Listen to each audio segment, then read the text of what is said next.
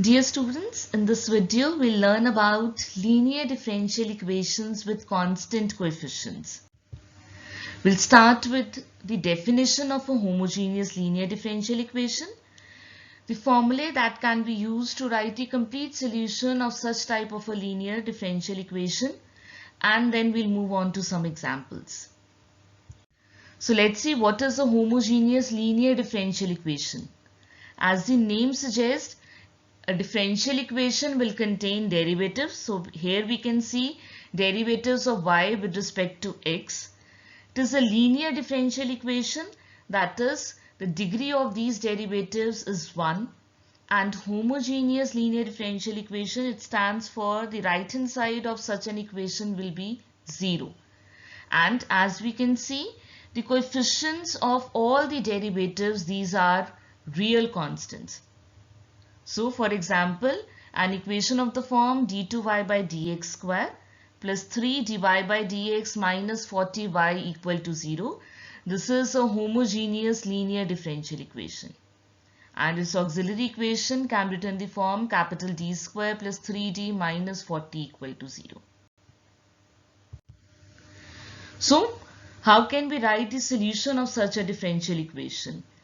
As we have seen earlier, that we'll be left with the equation in the form of derivatives, that is, which can be in the form of a quadratic equation, a cubic equation, or a biquadratic equation, and so on.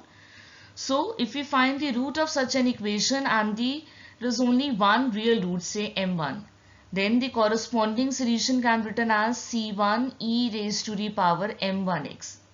If we have two real and equal roots, say m1 and m1, then we can write it as e raised for m1x. The root will go in the power of exponential, and we'll be writing as c1 plus c2x, where all these ci's, these are arbitrary constants. Similarly, we can move for 3 or 4 real and equal roots.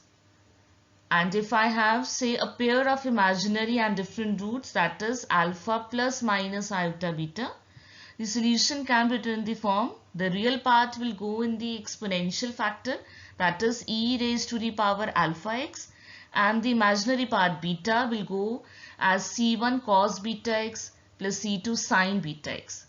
Similarly, if we have multiple roots of such fashion, we can write the solution in the following manner. So let's try an example. The question is that solve d2y by dx square minus 11dy by dx plus 30y equal to 0. So firstly we'll write it in a symbolic form. That is, we'll change all these things into symbols. So the derivative with respect to x can be written in the form of capital D. So it is d square minus 11d plus 30 times the derivative is being taken for the function y. So this is equal to 0.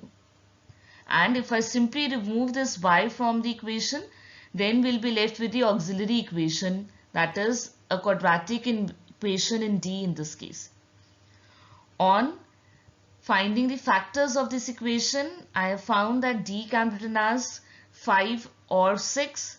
So the solution will be written as, since these are real roots and are different, so the solution is written as c1 e raised to the power 5x plus c2 e raised to the power 6x, where c1 and c2, they are arbitrary constants.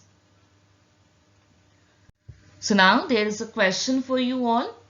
Just recall what we have done just now and identify the symbolic form of the differential equation written here, which is dqy by dx cube minus 13dy by dx plus 12y equal to 0. You can pause the video and write down your answer and resume when you are done. So let's see what is the solution. Since we have discussed that the symbolic form is nothing but changing the given differential equation into symbols. So directly writing into symbols, the correct answer will be option B. The A option stands for the auxiliary equation. So let's see another example. Here we have d cube y by dx cube plus y equal to 0. This is our differential equation. So firstly we'll convert it into symbolic form, which is d cube plus 1 times y equal to 0. And if I remove this y, we'll be left with the auxiliary equation. To solve these types of factors, I can use the hit and try method to solve this differential equation part, or I can use the formula a cube plus b cube. That is a plus b and a square minus ab plus b square. Here the a is same as d and b is corresponding to 1. So our factors are d plus 1, d square minus d plus 1 equal to 0. And if I equate the first factor equal to 0, that is d plus 1, the value of d is coming out to be minus 1. If I equate the second factor to 0, then I'll be getting two imaginary roots, that is 1 plus minus iota root 3 over 2. So how can we write the solution for this part? For the real part, it is simply y equal to c1 e raised to power minus x. And for the imaginary part, we have the real part here is 1 by 2. So we have written in the exponential form e raised to the power x by 2. And the imaginary part, which is root 3 over 2, can be written as c2 cos root 3 by 2x plus c3 sin root 3 by 2x. All the components are to be added to write the solution. And don't forget to write that the c1, c2, c3, these are arbitrary constants. Now, as they say that practice makes one perfect, I hope you'll be trying more questions based on this topic and you'll be perfect soon.